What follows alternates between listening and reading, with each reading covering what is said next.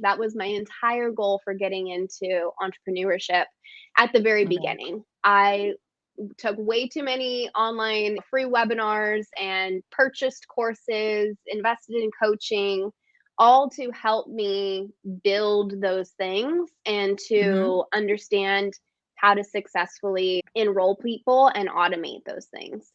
And it was really about crafting the right products that people needed and that Okay. people were going to benefit from, be transformed by. And that was the thing. I wanted to help people. I wanted to share the things that I was passionate about and what was working for me. At the Mm-hmm. same time, be able to generate income for my family and be able to do other things.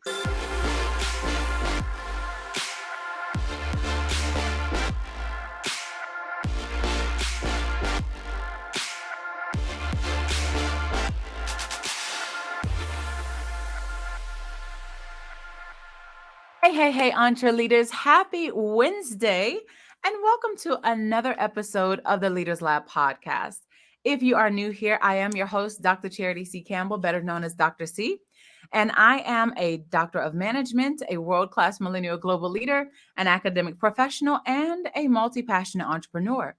And here in the Leaders Lab, we talk all things entre leadership. We take entrepreneurship and leadership and we marry the two together. We also discuss communication practices and balance as a millennial professional. And in today's episode, I'm really excited because we have another true multi passionate entrepreneur here with us. And she is going to be discussing how to build a healthy foundation and keep it simple. I know somebody is like, "Ooh, let me get ready for this." How to get out of your own way and not doing it on your own, and so much more. Now, this amazing woman is Caitlin Orduno, and she is, like I said, without a doubt, a multi-passionate entrepreneur. How do I know this? Let me tell you all the hats that she wears. Are you ready for this? Okay, let's count. She's a real estate agent and investor. She's an entrepreneur accountability and lifestyle coach. She's a mindset and mindful living teacher. She is a sustainability advocate and course creator. She is a purposeful parent coach. That's 5 hats right there. And that's not including any other thing that she does in her personal life. Hello. The definition of a multi-passionate entrepreneur. And when people ask her, what do you do? I love this. Her answer is, it depends on the day. Actually, Caitlin, I'm going to start using that one too. Depends on the day. And so she switches gears throughout the day from, get this, mom, negotiator, mentor, and everything in between. No matter what has her focus at any given time, you can be sure that it has her full attention. And one of the biggest things that she teaches her students is the power of presence and intention. Whew, yes.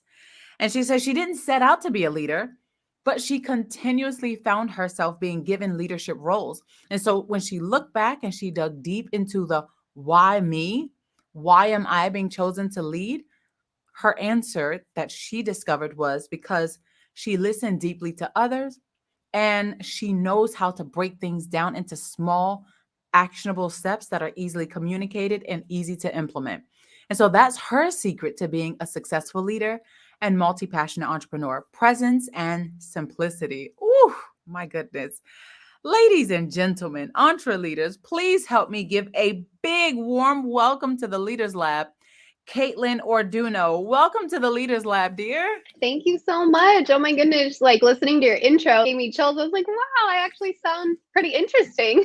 Thank No, honey, you. you Thank you so are much. everything. You are everything. Wow. I'm I'm on excited top of to that. dive in. Yes, that's the majority of my time. Let's be real. I have two young little ones, so they take up the bulk of my energy.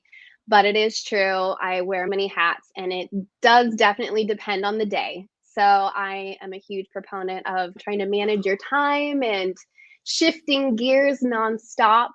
And so it really just depends on what my day has laid out for me that day, of what role I'm going to step into. Okay, so I'm going to ask this because I'm sure other Sure. people probably ask it too, but how do you find the time? Because people ask me those questions too, but you're a mom and you have 5 different things that you do. How do you find Mhm. the time? The biggest thing, it really comes down to just the intention, and daily planning is my biggest Mm, thing. When I talk about okay. building a foundation, and everything that I teach and I preach over and over again are really like three simple things that just help me manage everything. And that comes down Okay. to having a weekly meeting with myself, laying out, okay, what are the big things I have going on in the week?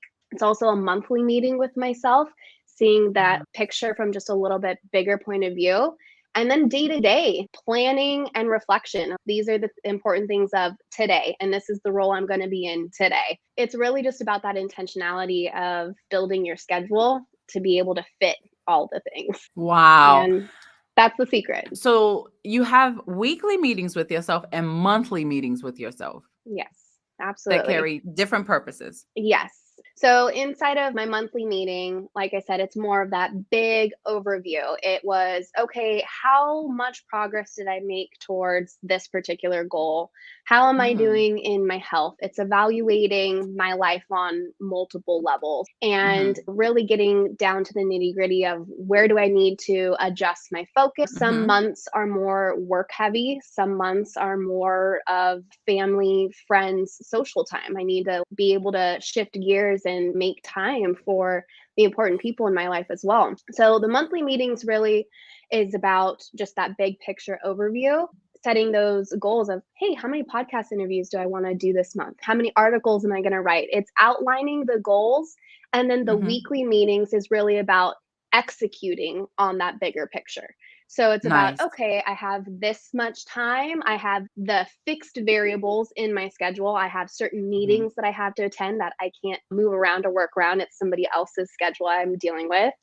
Yeah. And it's really about then building around those fixed items in my weekly schedule and blocking out time for other things that I have to do, like client meetings, meetings with my mentees, students, trainings, those kinds of things is where I can plug and play the rest of my items, as well as making time, scheduling time for kiddo dates, having dates with my kids or family dates. Oh, Really just making sure that everything in my life that has value and importance to me has a place on my calendar, because if it doesn't, it just doesn't happen. yeah, It doesn't yeah, yeah. happen if it's If not it's there. if it doesn't get written down on the calendar or if it's not scheduled, it just doesn't happen. It just doesn't Yep. happen. Yes. Now, did you always want to be an entrepreneur? I would say yes and no. Okay. So growing up as a kid, I was really like interested and I loved animals so much. And that was Mhm. something that my family and my parents were like, oh, like you love animals, like maybe you'll be a veterinarian. And I feel like I Mhm. took that on and entertained that idea for a little while. But when Okay. I actually look back and what I was doing as a kid, I just see the one thing that links everything together, and it was my entrepreneurial spirit. And that Wow. was me setting up bake sales in the driveway, me going and selling Girl Scout cookies to all of my neighbors, or setting up Yeah. a car wash, or anything that I could Wow. do to earn money and just feel like I was like an adult already, like doing something big, just wanting to grow up already. It continued to evolve. I feel like when I was growing up, the term entrepreneur was not as wildly popular as it is today. You Yeah. just didn't really hear the word entrepreneur too much. Yeah. People who were successful, you knew that they were successful because they were in business or they invented something. Like wealthy people were really known for being involved in business. And Yeah. as I got older, that idea stuck with me. Shows started coming about, like Shark Tank was one of my dad's favorite shows. He'd always watch that idea of being a business owner. I recognized that people who were wealthy were involved in business in some way. Like the wealthy people were not the lottery winners. They were the people who Mm. built something and worked for something and had their wealth build and grow over time. So that idea really Okay. stuck with me, and I decided to go to college. It was something that was really important to my family and to me, being that I was someone that went to college and I was the first one out of my family to go and to Oh, graduate. So nice. yeah, and so that was the path that I was taking, and while in college, I really wanted to just experience all that business had to offer. That was my major, and Okay. I started working for, like, a corporate bank. I became a bank teller, and that was Okay. one path that I took in a corporate position, and I quickly realized that I hated the confined aspect. I was really good at my job, quickly excelled into being one of the top sales in my division, was put in a leadership position. They promoted me and was like, hey, you're going to go and represent our branch at monthly meetings. And I was like, okay, cool. They promoted me to be a lead teller. And I was like, wow, these opportunities are amazing. And I could have kept following that all the way up the chain. But Yeah. I was just miserable with having my day stuck in an office from 9 to 5, and I wasn't taking care of myself, like physically. And that was when Yeah. I decided to go full time, like entrepreneur, but didn't really think of it that way. I just knew I wanted a way out. So I decided to become a full time nanny and work for different families all around while I was still going to school. And that was something that allowed me the capability to really scale my business and just be able to actually generate more money at my bank job. And I was the one that was in control of my time and my schedule. And that was the Yeah. first time that I realized, wow, I, in this role, am doing something that I have control over. And Yeah. I loved working with kids, and that was something that was easy for me to do. But that was the first taste of like real entrepreneurship that I got. Now, do you come from a So family of entrepreneurs? I do actually. I do. So my dad, Okay. yep. So that it helps. My mom was primarily a stay-at-home mom, but she Okay. also got her real estate license when I Okay. was probably about a teenager. Okay. So I saw my mom build her real estate business. And my dad, he was also in corporate construction building for a while, but he also went on his own and created his own company and had his own construction Um, business and was self-employed for the majority of my life. So I watched him have his own business, and my mom was always like his right-hand man as well. So yeah. I watched the two of them build their own thing. And it was great Mhm. because family was always a really important value in my house.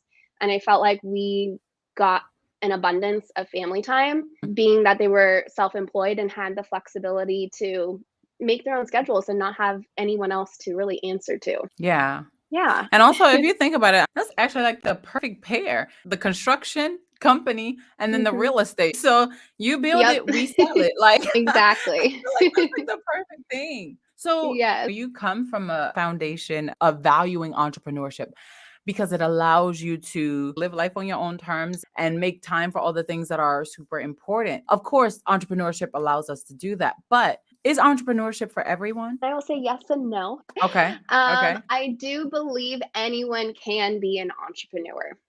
I Okay. believe that if you have discipline, self-awareness, and a growth mentality, that you can be Mhm. an entrepreneur. And if you don't already possess those qualities, they are things that you can obtain. They are things that you can work towards if that's something you truly want. But without those three things, I feel like it's really hard to be successful as an entrepreneur and to stick with it, to make money long haul, to be happy, not burnt out, overwhelmed. I think that Mhm. you really need to have qualities to be able to make it long term. So, yes, anyone can be it, but it takes that discipline, that self awareness, and that growth mindset to keep you in the game. You also said if you don't have it, you can build it. Hmm. Based on your own experience, what are some things that people could do to build that type of mindset if they Yeah. truly want to become an entrepreneur? Maybe they're struggling a bit. Yeah, What did you absolutely. do? I think definitely. I think discipline was probably one of the hardest things for me. I think it really is the hardest thing. Part of my story is when I was actually in my junior year of college, I found out I was pregnant with my daughter. And that kind of changed the game for me because I knew that I wanted to finish school. I thought I was going to go the corporate route after college graduation. And what really propelled me into that entrepreneurial journey was that wanting of time, that wanting of freedom to be able to spend as much time Mm, with my daughter as possible. mhm. Now, having a baby, you're on their clock and their schedule. So for me, discipline was okay, I only have time in the morning before my daughter wakes up, or I only have nap time while she's Oh, napping to build something, to work okay. on my Wow. business, to learn, to read a book, to obtain these things, it was very limited. And I knew if I didn't utilize that time that I had, there would not be another time. Yeah. So for me to obtain discipline, it really is picking one small thing to commit to, specifying exactly what it is you will do and when Okay. you will do it, and then Mm. executing it successfully over and over again. Wow. So for me, that one thing, when my daughter was young, it was, I'm going to wake up at least 30 minutes before she does so I can read a personal development book. I'm going to Okay. read for 30 minutes every morning over and over again. And by doing that, it was helping me build that trust and that discipline in myself that, hey, I could say I'm going to commit to doing this one thing for myself every single day. I'm going to show up and I'm going to do it.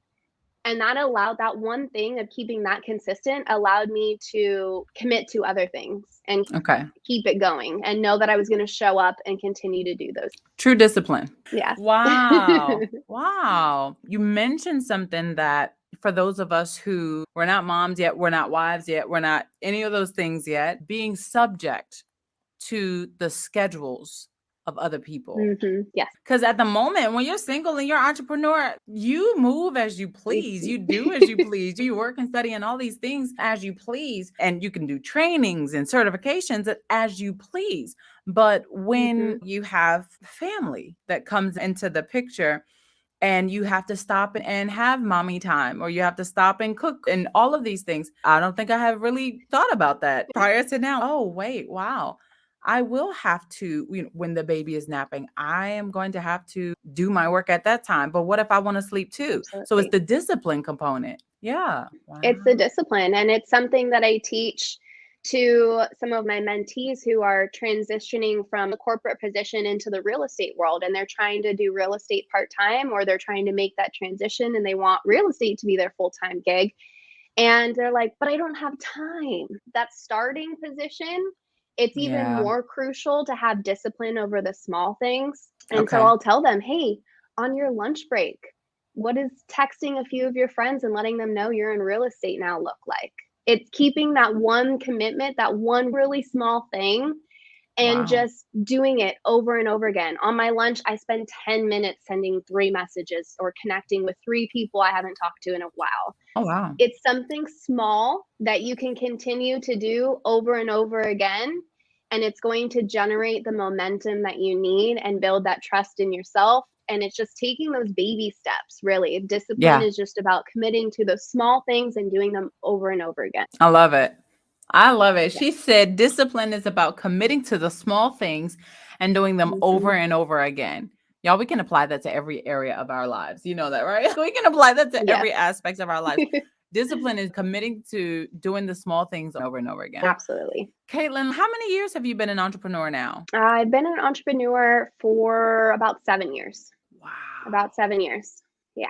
Wow. So since I was about a junior in college, I've been in the entrepreneurial space, and I've tried and failed at a few different things. And it's all led me down this really interesting path that now everything has finally started to mesh together very well. And really that recognition of, hey, I know that you teach on habits, and hey, I know you do this. Can you come and speak here or do this? And I'm like, yeah, okay, that's really cool that I'm getting known for doing the things that I truly love to do.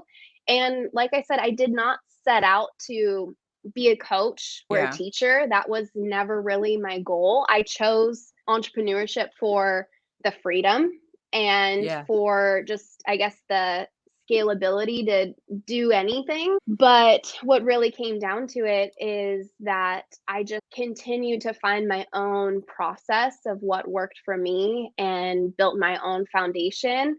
And then I started to share about what was working for me and what was helping hold all those things together.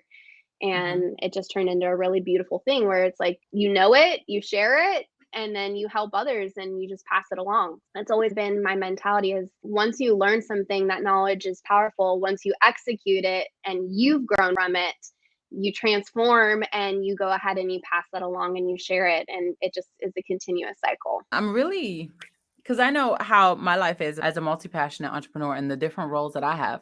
But I want to break down each one of your roles. I want to break down Sure. each one of the things that you do because you have 5 solid ones, of course, and then mom and just everything else. So can we break Mm-hmm. down each one of your roles? I know we already Yeah, basically talked about like real estate agent and investor, but let's break down each one of those if you don't mind. absolutely. Yeah. Okay. Let me make it easier for you then. Like on the days that you are real estate agent and investor, what do you do? So days when I'm real estate major agent and investor, typically on like a Monday, I have my meeting with my real estate mentees. We hop on a quick call, we set their objectives for the week. I am in trainer mode a little bit and kind of accountability coach at the same time, but I'm really just guiding them on what their real estate goals are for the week. I hop on my team Okay. meeting with my real estate team. We talk about the market, how things are going. And then I'm usually like opening escrows, checking emails, following up with paperwork, emailing all of my transaction coordinators, and just making sure all of my transactions are going smoothly. And then it's following up with things from the weekend, other new clients that I've met, connecting them to their lenders, getting them started with their pre approvals. Sometimes it's Mm, negotiating repair requests. Like, it's a bunch of little miscellaneous things, but Mondays are mm. my real estate heavy days. It's after the Okay. weekend. I do a lot of real estate work on the weekend and just go full force into that mode. I'm in real estate mode on Mondays. And then things run on autopilot for the rest of the week. I'm just maybe touching Okay. base in emails or helping schedule things for clients, but that's Mondays. That's Mondays. So And Tuesdays, what that's do you do? on Tuesdays, it's really about my creation time. So Tuesdays are my days where I am focused on writing. I'm focused on creating something that I can share. I'm focused on creating courses or content that I'm going to be able to share to my students, recording meditations, podcasts, whatever it is that I'm going to be able to share. Anything that involves creating, I call it my zone because it encompasses so many different tasks. It just Hmm. depends on sometimes what the need is or also what my mood is. Or I'll go to my list of ideas that I have if my creative juices aren't flowing that day. And I'll go to my Yeah. previous list of banked ideas. But I'll be like, what can I Yeah. easily work on today? And I'll just grab one of Mm, those and start working on it. So those are really like my that's content awesome. days, whatever that means. Wednesdays are really about collaboration. It's about going to trainings, networking events. Usually I find myself there on the Wednesday. There's a lot of team events. Sometimes I do host trainings on Wednesdays. So I'll be Nice. teaching or speaking on a Wednesday. So it's really Hmm. collaborative. Those are my days where I'm out, I'm about, I'm talking, and it just depends. It really depends on the day. Wow. Wow. Yeah. And when do you fit in the mindset and mindful living teacher and the Hmm. purposeful parent coach and the sustainability advocate? When do you fit those in? Yeah. As they So come a lot, or I've started to transition it to where a lot of those things are on autopilot. So, like, I will Mm, get notifications all through the day that people are buying courses, or that stuff is now just like passive income mostly, of just like my courses are set and automated and on the go, and I'm still helping people, I'm still reaching people, but I have transitioned a lot away from the one on one coaching because as of right now, my focus primarily is in my real estate business and I have to be in that more so. A lot of the other stuff that's educational and that I very much love to do, I've now just transitioned that into being online so that it's like a learn as you go bank activity that people can just go to and have those resources to learn from. wow.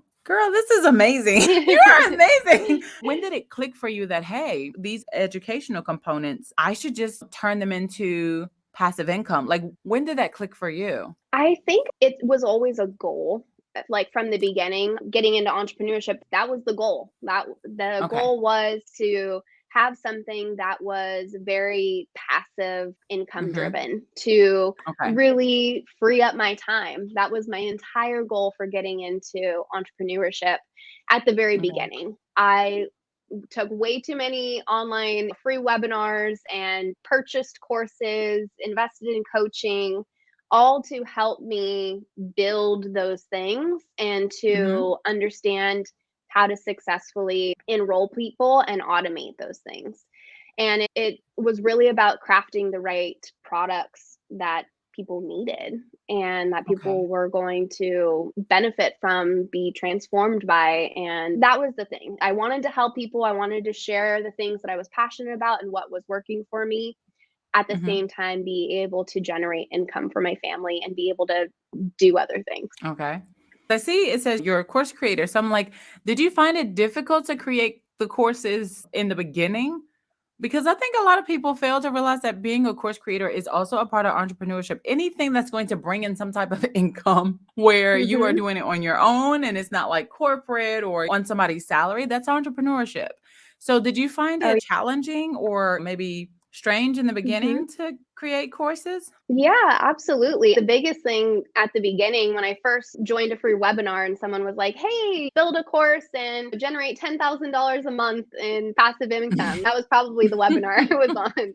And at the beginning, I just felt like, what do I even have to offer? That's Yes. the biggest thing is like, what can I sell? Who wants to hear about what I have to say?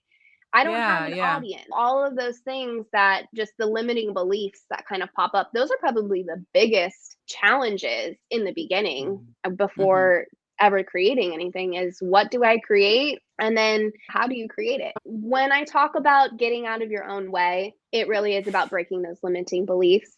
And Mhm. when I talk about not doing it on your own, I talk about hiring help or learning from people who have already done it and being willing to invest in courses, being willing to invest in coaching, being Mhm, willing to mhm. invest in that time with someone who's been where you are and who has done what you Yeah, wanted to do and yeah. letting them guide you, being along in the process is the Mhm. biggest thing. Hiring the help is key. It really is key because without that guidance, I one probably wouldn't have stuck with it. I wouldn't have been able to see as clearly like some of my own value that I had. And having people in my life who were like, hey, I already see that you're really consistent with your morning routine. You're really Mhm. consistent with how you manage your weekly meal planning for your family and prepare all this Mhm. delicious food. You're really great at doing all of these things. And I was like, oh, yeah, I guess I am. They're like, those are helpful things. Like, this would help somebody. And I'd be like, oh, okay. So, Wow. without the outside help, I would probably have stayed stuck in my own way for a lot longer, thinking that I don't have anything to offer. But really Wow. having coaches and those outside support systems and being a part of collaborative groups to talk about what we potentially could share with people, then the ideas started to come together a lot more Mhm. clearly. And I was able to build things out and I was able to hire like little accountability buddies just like for free in coaching groups that I met. And we would just be like, hey, we're both working on a course. Let's check in with each other once a week. Let's hold each other Nice. accountable to all these little pieces and little Yeah. by little, things just started to come together. And it was being intentional with my time and working in the tiny little pockets that I had at the time, because at that time, I then had two little ones and my time was very limited. So Mhm. it was about just finding the little pockets of time to build stuff, sending the kids to the grandparents for the weekend, recording course videos, working with what I had. Yes. When you could. Yep. Exactly. When I Working with could. what you Yeah. had when you could. Yeah. So Hmm. then let's talk about presence and simplicity. Like one Hmm. of the things you teach and you talk about often is how to keep it simple. And I think that's a key to success in being a multi-passionate entrepreneur. But I also think that it's a bit of a challenge with some because keeping it simple probably is not something that, they just not they. We have a tendency to overcomplicate things because we're trying to make things be perfect or super excellent or impressive to people. And sometimes simple is impressive, but we don't know how to do it. We think is that's all? That's all I'm supposed to do? So teach us about how to keep it simple. Yeah, absolutely. So I'll start with the presence piece first. Okay. I think Okay. that is the start of it. And Okay. that really comes down to when I was in my early years of college, I found myself in a really like deep depression and I didn't really understand what was going on. I just knew I was miserable. And Mm. I started I think it was Google. I like Googled like how to cure depression or something like that. Oh, wow. And I came Okay. across a life hack article that really changed everything for me. And it was on the topic of mindfulness. Mm. And it basically talked about how when you are disconnected and not present to what's going on around you, or you're out of alignment, that the problems are just going to multiply because you're stuck in your head and you're not focused on the reality of what's right in front of you. Yeah. And it gave tips for how to practice mindfulness. So I would practice like when I was out on a walk with my dog. I would just not listen to any music, not do anything. I would just walk and I would just focus on what's around me. I would notice the Wow. flowers, I would see the bees, hear the birds, whatever it was. I would just Mm-hmm. focus on being present. And Wow. slowly that part of me started to heal, and I started to notice like myself feeling so much lighter and so much happier. And then I Yeah. started to implement presence like at work. And I noticed that if I was more, this was when I was still a bank teller, and I noticed that if I was really present with my customers and listening to their problems and trying to help them uncover what was going on in their financial situation, I was able to serve them better. And I started to do that with my friendships. Like everything that I did, I wanted to just listen, and I wanted to be more Wow. present and in tune with what's going on around me. And I became more connected with something that I probably had since childhood, of just being very aware and just connected to other people's like emotions, and really being able to pick up on how other people are feeling. Yeah. And that part of presence can be cultivated. And Okay. so when you cultivate presence in your environment and you cultivate it in your life, you start to pick up on when you are out of alignment, and you start to pick up on the little things that are keeping things complicated. And Yes, that's when you're ma'am. able to really focus in on those little details of what is working, what is helping me, what is not serving me anymore.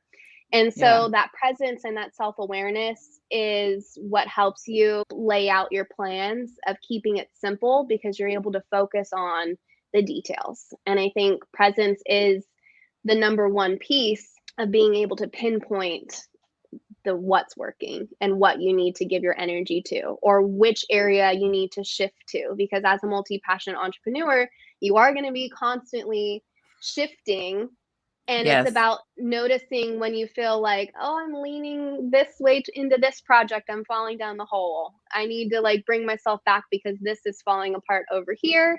And I need to Yeah. swing back this way into giving my attention a little bit more into this project. Whatever Mm-hmm. it is, it's about noticing when you're starting to fall out of alignment and bringing it back into those, what's that one thing I can do on the other side to help this thing from falling apart, while Mm-hmm. keeping these other things afloat on this side. Okay. Presence is the biggest thing. Okay. I like that.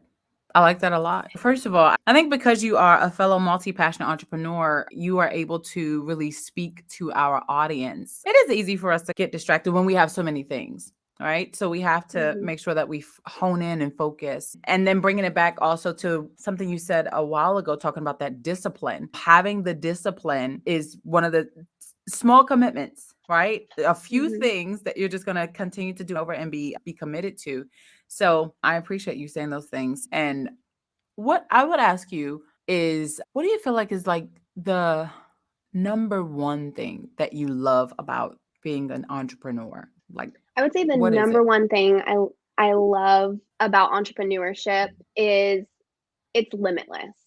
You are the Ooh, creator, you are the builder of the pathways, you are the leader. It's limitless. You get to create wow. as many things, as many ideas, as much as you have the capacity for, or Yeah. hiring the team around you who's going to support you. But Hmm. you get to be the decider of how big you want to go. And that's what I love most about entrepreneurship. Wow. I've literally never heard anybody say limitless, that entrepreneurship is Really? limitless. Yeah, Hmm, no. that's surprising. I love that. Yeah. I love that. Interesting. Would you ever consider adding on something else? No limits. Would you ever consider adding on something else to the plate? Is there another hat that's going to be Oh, added? for me, what do I want to add on? Oh, sure. There's a whole list of things. There's a whole list of things. Some of my big dreams and big vision include building like sustainability Mhm. community centers all across the United States and really having a hub where you can come and get like sustainable products, sustainable food, like having a marketplace where you can Wow. come and gather, a co-working space for entrepreneurs, a kids club, a community garden. Like I want to create these community centers and that's my big project. And I think it's something that I've been building the pieces of and the vision for probably a couple years. And I know that as of right now, I don't have the capacity in my life to build it just yet. But I do know that with my background and the connections and the Mhm. network that I'm building right now in real estate and everything that I've learned in that aspect and everything that I continue to stay network and connected in the communities of sustainability, sooner or Mhm. later, I will be able to bridge all of those things into those wonderful sustainable community centers. Not yet. There I are love plenty it. of things still on that plate I want and want to add to, but I have found out that I you can only stack your plate so high at a time anyway before things start Yes. to Yeah. follow. Wow. I love it. I love it. And I know that was even actually a very random question for me, to be honest, because I was like, I wonder if she wants to add on more. So like when I get those questions in Mhm. my mind, I'm like, let me just ask her and see. But I'm glad that you answered in the way you did. You were like, of course. Like I can show you my whole list right now, but I love that so much. Uh-huh. I love it so much. Okay, my last question, because this has been a really Sure. informative podcast episode, but my last question is, what is one characteristic that you believe every leader should have? Every leader, no matter what industry or field, what is one characteristic that you believe they should have? The ability to be an empathetic listener. Ooh, Yes. To be able to listen and listen not only just to the words, but to listen to the feelings, the intent, mm, listen to the full picture of what someone is trying to communicate to you. Because if you're not getting a full sense and you're only just taking the words that you hear, maybe you're missing a piece to what wow. you really need to help them to the fullest ability. I love that. Wow. Thank you. All right, Mhm. ladies and gentlemen, Caitlin Orduno with Mapping Through Life. Actually, how did you get the name of Mapping Through Life? I know I said the other one was the Uh, last question, but I yeah. kept seeing that and I said, ask her about that. How did you get Mapping Through Life? So it just came to me one night. I was laying in bed, I think shortly after I had my daughter. I knew I wanted to start a business and I was getting ready to build my first website. And I just Mm-hmm. kept thinking about potential names and mapping through life just came to me. It just felt like it symbolized something that could grow with me long term. Even before I knew Ooh. what it was going to be, I knew that it was going to be a lifestyle. And I just went with it. And it's been with me ever since. So, I love it. I love it. She said mhm, I wanted something that was going to grow with me. I yes. love that. Wow, wow, wow. Caitlin, thank you so much for being with us in the Leaders Lab on today. Listen, before we do end, tell the people how could they connect with you? Yeah, the best way to connect with me, I would say, is through Instagram. It's probably my most used platform, or through my website at mappingthroughlife.com. I have a bunch of free resources on there for entrepreneurs. If you need anything, if you are interested in doing a life audit and just assessing where you're at overall in your life, the Life Audit Workbook is an amazing resource for you to check out. There is an associated podcast episode if you wanted to listen into that as well. That's awesome. And also, everyone, you can check out her email address too if you want to shoot her an email to connect with her or whatever. But I love that idea of a life audit That is, I don't know if you heard that before somewhere, but is it bad if I tell you that I'm going to steal it? No, not at all. Not at all. I'm definitely not the creator of the life audit, I have no but I shame in have that. If you said it, I was like, but we still in that. but it's helpful. I suggest you do it at least once a quarter. Do a solid life Yes. audit and make sure you're on track for all the things and really assess how you're feeling in all areas of your life and give love to what's been missing out. Yes, definitely. Everyone can use a good life audit every now and again. Honey, I am a life auditor. Okay. Listen, Mhm. I am a life auditor. I love this. Look, now you just gave me another hat to add, life auditor. I love it. I Absolutely. love it. Listen, for those of you who are listening right now and you can't see Caitlin's information on the screen, don't worry.